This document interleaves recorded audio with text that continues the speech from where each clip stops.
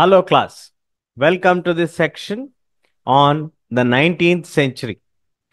19th centuryలో మనకి ఇది సెకండ్ సబ్ టాపిక్ అన్నమాట. ఫస్ట్ సబ్ టాపిక్లో మనం సిల్క్కి సంబంధించినటువంటి silk route, travels of foods, అట్లాగే స్పగెటీ, ఐరిష్, పొటాటో ఫెమైన్ ఇట్లాంటి విషయాల గురించి మనం డిస్కస్ చేసుకోవడం జరిగింది. So 19th century was the time. ఇది సెకండ్ సబ్ టాపిక్ మనకి. ఇందులో మనకి మళ్ళీ 4 సబ్ డివిజన్స్ ఉన్నాయి. సో ఈ సెషన్ లేదా ఈ మాడ్యూల్లో మనం 2.1 టూలో ఇంట్రడక్షన్ ఏంటి, అలాగే 2.1లో మనకున్నటువంటి టాపిక్ ఏంటి అనేది మనం చూసే ప్రయత్నం చేద్దాం. చాప్టర్ చాలా పెద్దగా ఉంది కాబట్టి ఎక్కువ మాడ్యూల్స్ ద్వారా మనకి సింపుల్గా అర్థమయ్యే ప్రయత్నంలో భాగంగానే ఇలా మాడ్యూల్స్ చేయటం జరుగుతుంది. First thing, in the 19th century was a time of profound global change. ప్రపంచవ్యాప్తంగా మార్పులు, గణనీయమైనటువంటి లేదా చెప్పుకోదగినటువంటి మార్పులు వస్తున్నాయి. ఎందుకు వస్తున్నాయి, ఎందుకు వచ్చినాయి అంటే complex interactions between economic, political, social, cultural and technological developments. కొన్ని ఇంటరాక్షన్స్ వలన, కొన్ని క్లిష్టమైనటువంటి ఇంటరాక్షన్స్ వలన మనకి ఈ మార్పులు అనేవి సంభవించడం జరిగింది. These changes transformed societies and reshaped the international relations, forming the foundation of modern world economy. ఈరోజు మనం ఏదైతే మోడర్న్ వరల్డ్ ఎకానమీగా చెప్పుకుంటున్నామో ఆ మోడర్న్ వరల్డ్ ఎకానమీ యొక్క మార్పులకి సంబంధించి పునాదులు ఎప్పుడు పడ్డాయి అని అంటే డ్యూరింగ్ దిస్ 19th సెంచురీ అనేటువంటిది మనకు క్లియర్గా చెప్పడం జరిగింది. So forming the foundations of the modern economy లేదా world economy. Economists have identified 3 types of movements. 3 రకాలైనటువంటి మూమెంట్స్ని ఎకానమిస్టులు ఐడెంటిఫై చేశారు ఈ 19th సెంచురీ పీరియడ్లో. ఏమిటది అంటే ఫస్ట్ది వచ్చి ఫ్లో ఆఫ్ ట్రేడ్. ట్రేడ్ గురించి అంటే ఫ్లో ఆఫ్ ట్రేడ్ అంటే ఏంటండి? ముఖ్యంగా ఈ flow of trade, flow of labour and flow of capital, ఈ 3 విభాగాలుగా వాళ్ళైతే విభజించడం జరిగింది. So first thing, when it comes to flow of trade, the exchange of goods between nations. In the 19th century, the trade was predominantly in commodities, in cloth, in wheat, other essential goods. Industrialization increased the production of goods, leading to expanded global networks. ప్రపంచవ్యాప్తంగా వస్తువులు ఒక ప్రాంతం నుంచి మరొక ప్రాంతానికి export చేసుకుంటూ, అంటే వ్యాపార నిమిత్తం ఎక్స్చేంజ్ చేసుకోవటం అనేది జరిగింది. దాన్ని ఫ్లో ఆఫ్ ట్రేడ్గా మనకి ఎకానమిస్ట్ అభివర్ణించడం జరిగింది.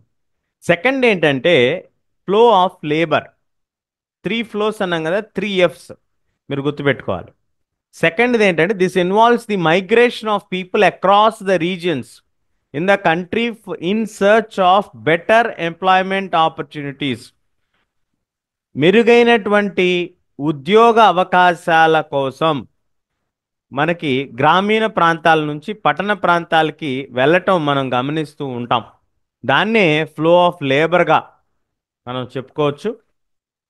ఎందుకు మారుతారు, what is the motivating factor అంటే మనీ అవ్వచ్చు, హయ్యర్ వేజెస్ అవ్వచ్చు, బెటర్ ఫెసిలిటీస్ అవ్వచ్చు. ఇది సెకండ్ ఆస్పెక్ట్. థర్డ్ ఆస్పెక్ట్ కనుక మనం తీసుకున్నట్లయితే థర్డ్ ఆస్పెక్ట్ వచ్చి ఫ్లో ఆఫ్ క్యాపిటల్, పెట్టుబడుల యొక్క flow, the movement of money for investments. These investments could be short term or long term. తక్కువ కాలానికి పెట్టచ్చు లేదా ఎక్కువ కాలానికి పెట్టచ్చు. Often crossed the national boundaries. ఎందుకు ప్రత్యేకంగా వీటిని గుర్తించారు అని అంటే దేశ సరిహద్దులు దాటి మరీ పెట్టడం జరిగింది. సో కీ ఆస్పెక్ట్స్ ఏంటి అంటే 3 flows are closely interconnected. Increased trade creating a demand for labour leading to migration, investment in industries and infrastructure fueling both trade and migration. However, there were limits to these connections. కొన్ని limitations కూడా ఉన్నాయి, కొన్ని పరిమితులు కూడా ఉన్నాయి. While goods and capital often move freely, migration was sometimes restricted by policies, borders or economic barriers. Migration అయితే కొంత అవరోధాన్ని ఎదుర్కోవాల్సినటువంటి సందర్భం వచ్చింది అనేటువంటిది మనకి ఇక్కడ చెప్తున్నారు. ఇదంతా ఓవరాల్గా మనం ఎగ్జామిన్ చేస్తే, in order to conclude the importance of the 19th century, examining trade, labor, and capital flowing together, we gain a clearer understanding of how the global economy functioned in the 19th century, and these dynamics deeply affected people's lives. ప్రజల యొక్క జీవితాలపైన, అలాగే దేశాల యొక్క ఆర్థిక పరిస్థితులపైన, వాటి యొక్క ప్రాంతాలపైన, వాటి మధ్య విదేశాల మధ్య ఉన్నటువంటి సంబంధాలపైన విపరీతమైనటువంటి ప్రభావాన్ని చూపించింది అనేటువంటిది మనం చెప్పుకోవచ్చు. దీన్నే మనం గ్లోబలైజేషన్కి పునాదిగా కూడా మనం చెప్పుకోవచ్చు. ఇప్పుడు మనం 19th centuryలో మనం గనక తీసుకున్నట్లయితే 2.1 ద చేంజింగ్ ప్యాటర్న్స్ ఎలా వచ్చాయి అనేది మనం తీసుకుంటే, 2.1లో ద చేంజింగ్ ప్యాటర్న్స్ ఫుడ్కు సంబంధించి మనం తీసుకుంటే, బ్రిటన్ యొక్క పాపులేషన్ మెయిన్గా 18th centuryలో బ్రిటన్ పాపులేషన్ గ్రూ ర్యాపిడ్లీ, విపరీతంగా పెరిగింది. అర్బన్ సెంటర్స్ బాగా పెరిగాయి, ఇండస్ట్రీస్ బాగా పెరిగాయి. దాంతో ఫుడ్ గ్రెయిన్స్కి, అంటే ఆహార ధాన్యాలకి సంబంధించినటువంటి డిమాండ్ బాగా పెరిగింది. ద రైజింగ్ ఫుడ్ డిమాండ్, సహజంగా ఎప్పుడైనా డిమాండ్ పెరిగిందంటే దాని యొక్క ధర కూడా సహజంగా పెరిగేటువంటి అవకాశం మనకి తెలిసిందే. సో ధర కూడా పెరిగింది. ఎప్పుడైతే ధర పెరిగిందో, ఈ రోజువారీ పని చేసుకునేటువంటి అర్బన్ వర్కింగ్ క్లాస్, అంటే సిటీస్లో వర్క్ చేసేటువంటి వాళ్ళు ఇబ్బంది పడినటువంటి సందర్భం మనకు కనిపిస్తూ ఉంటుంది. అప్పుడు ఏమైంది అంటే కార్న్ లాస్, ఈ కార్న్ లాస్ అనేటువంటి వాటిని తీసుకొచ్చారు. ఏమిటి కార్న్ లాస్? మొక్కజొన్న పొత్తులు ఉంటాయి కదా, మనం మీలో చాలామంది స్వీట్ కార్న్స్ అంటే ఇష్టపడే వాళ్ళు ఉంటారు కదా, అట్లా. So these were the laws that restricted the import of cheap foreign grain to protect domestic producers. విదేశాల నుంచి వస్తున్నటువంటి అతి తక్కువ ధరకి వచ్చేటువంటి, తక్కువ చీప్ ధరకు వచ్చేటువంటి ఈ యొక్క కార్న్ కానీ లేదా ఇతరత్ర ఏదైనా సరే డొమెస్టిక్ ప్రొడ్యూసర్స్కి నష్టం జరుగుతుంది. అంటే డొమెస్టిక్ ప్రొడ్యూసర్స్ అంటే ఎవరు? స్థానికంగా ఉండేటువంటి ప్రొడ్యూసర్స్. వీళ్ళకి నష్టం జరుగుతుంది కాబట్టి వీళ్ళకి ఈ నష్టం జరగకుండా వీళ్ళు ఈ యొక్క ఇంపోర్ట్స్ని ఆపేశారు, అంటే దిగుమతులను ఆపేశారు. ఇలా మన దేశం కూడా చేస్తూ ఉంటుంది. ఎప్పుడైనా ఉల్లిపాయల ధరలు బాగా పెరిగితే అప్పుడు ఉల్లిపాయల యొక్క ఎగుమతులను ఆపుతారు. దాంతో స్థానికంగా ఉండే వాళ్ళకు ఉపయోగపడేటట్టుగా, అట్లాంటి ఒక ఉదాహరణ చెప్పుకోవచ్చు. While these laws benefited the land owners, food became expensive, leading to dissatisfaction among the industrialist and urban dwellers. సహజంగానే ఇప్పుడు మనకి వేరే చోట నుంచి ఆహారం రావట్లేదంటే ఇక్కడ ఉన్నటువంటిది తక్కువగా ఉంది, ప్లస్ డిమాండ్ బాగా పెరగడానికి అవకాశం కూడా ఉంది. సో ఆ విధంగా డిమాండ్ బాగా పెరిగింది. దాంతో corn laws enabling the cheaper food imports, కొంత ప్రెషర్ తీసుకొచ్చే ప్రయత్నం చేశారు. ఈ కార్న్ లాస్ని అబాలిష్ చేయండి, మాకు తక్కువ ధరకి ఆహారం వచ్చేటువంటి ధాన్యాలు, చిరుధాన్యాలు అయినటువంటి ఈ యొక్క కార్న్ లాస్ కనుక వస్తే, కార్న్ లాస్ని కనుక మీరు రిపీల్ చేస్తే, అంటే ఇక్కడ జరిగింది ఏంటి? కార్న్ అనేది తక్కువ ధరకు వస్తుంది విదేశాల నుంచి.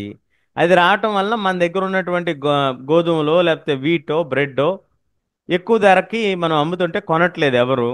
కాబట్టి దాన్ని కనుక మీరు ఆపితే బాగుంటుందని ముందు చెప్పారు, కాబట్టి దాన్ని ఆపారు.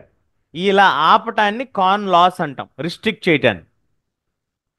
దీంతో సామాన్యమైనటువంటి ప్రజలు ఇబ్బంది పడ్డారు కాబట్టి cheap imports, British agriculture struggle to compete the leading vast uncultivated lands. చాలా అన్కల్టివేటెడ్ ల్యాండ్స్ ఉన్నాయి, అలాగే అగ్రికల్చర్ వర్కర్స్కి ఉద్యోగాలు పోయినాయి, కాబట్టి ఫుడ్ ప్రైజెస్ బాగా పెరిగిపోయింది. ఇవన్నీ పెరగడంతో అబాలిషింగ్, కార్న్ లాస్ని అబాలిష్ చేయటం వలన వచ్చినటువంటి, కార్న్ ఆపటం వలన జరిగినటువంటి పరిణామాలు ఇవన్నీ. సామాన్యుడు బాగా ఇబ్బంది పడ్డాడు వన్ వర్డ్లో చెప్పుకోవాలి అని అంటే. ద గ్లోబల్ కాన్సిక్వెన్స్ అంటే గ్లోబల్గా మనకు జరిగినటువంటి పరిణామాలు చూస్తే ఎక్స్పాన్షన్ ఆఫ్ అగ్రికల్చర్, బ్రిటిష్ వాళ్ళ యొక్క డిమాండ్ పెరిగింది. దే క్లియర్డ్ ల్యాండ్స్ ఈస్టర్న్ యూరోప్కి, రష్యా నుంచి, అమెరికా నుంచి, ఆస్ట్రేలియా నుంచి, ఇట్లా రకరకాల ప్రాంతాల నుంచి వీళ్ళు ఈ ఆహార ధాన్యాలని తెచ్చుకోవాల్సినటువంటి పరిస్థితి ఏర్పడింది. అలాగే building, railway network, harbours expansion, demand for capital and labour, పని చేసేవాళ్ళు, పెట్టుబడులు పెట్టే వాళ్ళ యొక్క డిమాండ్ బాగా పెరిగింది. అలాగే గ్లోబల్ మైగ్రేషన్, సుమారుగా 150 మిలియన్లు అంటే 15 కోట్ల మంది ప్రపంచవ్యాప్తంగా మైగ్రేట్ అయ్యారు అనేటువంటిది ఒక అంచనా. ఇది ఒక కొత్త రకమైనటువంటి మార్పులు సొసైటీలోకి నాంది పలికింది. సో ఈ కాన్ లాస్ వలన కానీ, ఆహార ధాన్యాల కొరత వలన కానీ జరిగినటువంటి పరిణామాల్లో మనం ముఖ్యంగా తీసుకోవాల్సింది ఏమిటి అని అంటే, మనకి ఈ యొక్క British industrial growth, agricultural transformation, trade policies ఎలా ఉంటాయి, ఉంటే అవి లోకల్ పీపుల్ పైన ఎలాంటి ప్రభావాన్ని చూపిస్తాయి, అలాగే ఇంటర్ కనెక్టెడ్నెస్, ఈ ప్రొడక్షన్కి, ట్రేడ్కి, మైగ్రేషన్కి మధ్య ఉన్నటువంటి లింక్ ఏంటి అనేది మనకు తెలుస్తుంది. అలాగే బై 1890s 1890వ సంవత్సరానికల్లా గ్లోబల్ అగ్రికల్చరల్ ఎకానమీ అనేటువంటిది ఒకటి ఫామ్ అయింది.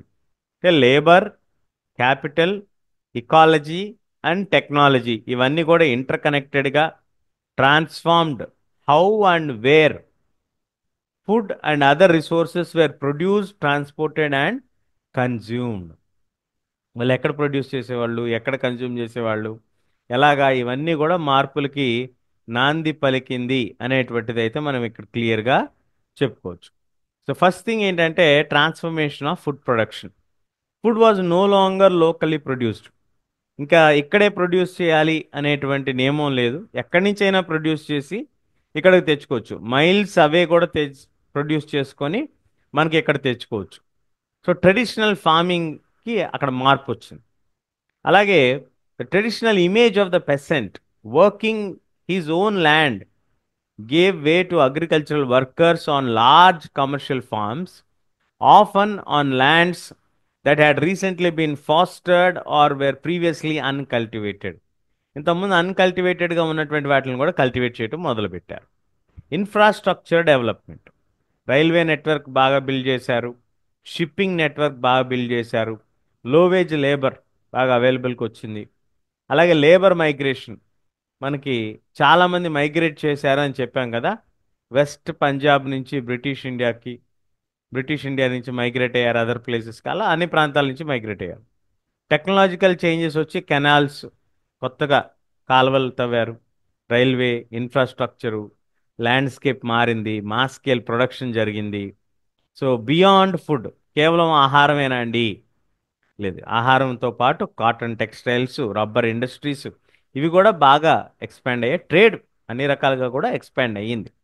సో స్పెషలైజేషన్ 1820 టు 1914 మధ్య, అంటే మొదటి ప్రపంచ యుద్ధం జరిగేటప్పటికి world trade multiplied 25 to 40 times, దాదాపు 25 రెట్ల నుంచి 40 టైమ్స్కి అది అప్రాక్సిమేట్గా మల్టిప్లై అయ్యింది.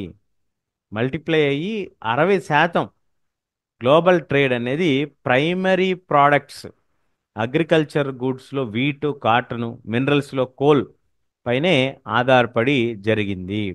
So in order to summarise this, the global agricultural economy of the late 19th century exemplified the shift towards specialisation and interdependence, ఒక ప్రత్యేకమైనటువంటి స్కిల్ వైపు, అలాగే ఒకరిపై ఒకరు ఆధారపడటాన్ని స్పెషల్గా తెలియజేసింది. Lands were cultivated for export oriented, ఎక్స్పోర్ట్కి ఓరియంట్ చేయటం కోసం వాళ్ళు కల్టివేట్ చేయటం మొదలుపెట్టారు. పీపుల్ మైగ్రేట్ అయ్యారు across regions, trade networks expand అయ్యాయి. ఫండమెంటల్ చేంజ్ రిసోర్సెస్ ప్రొడక్షన్లో కానీ, షేరింగ్లో కానీ, గ్లోబల్ ఎకనామిక్ సిస్టంలో కానీ డీప్గా ఇన్ఫ్లుయెన్స్ చేయగలిగింది 19th సెంచరీలో జరిగినటువంటి ముఖ్యమైనటువంటి మార్పులుగా మనం వీటిని అయితే తెలియజేసుకోవచ్చు. దయచేసి అందరూ కూడా టెక్స్ట్ బుక్ని ఇప్పుడు రిఫర్ చేయండి. ఒకసారి మీరు కీ పాయింట్స్ని మనం ఎక్స్ప్లెయిన్ చేసిన తర్వాత మీరు టెక్స్ట్ బుక్ని పెట్టుకొని చూసుకోగలిగితే మీకు మ్యాచ్ అవుతుంది. ఏ పాయింట్ ఎక్కడ అనేది మ్యాచ్ అవుతుంది. దానివల్ల మనకి క్లియర్గా అండర్స్టాండ్ అవుతుంది.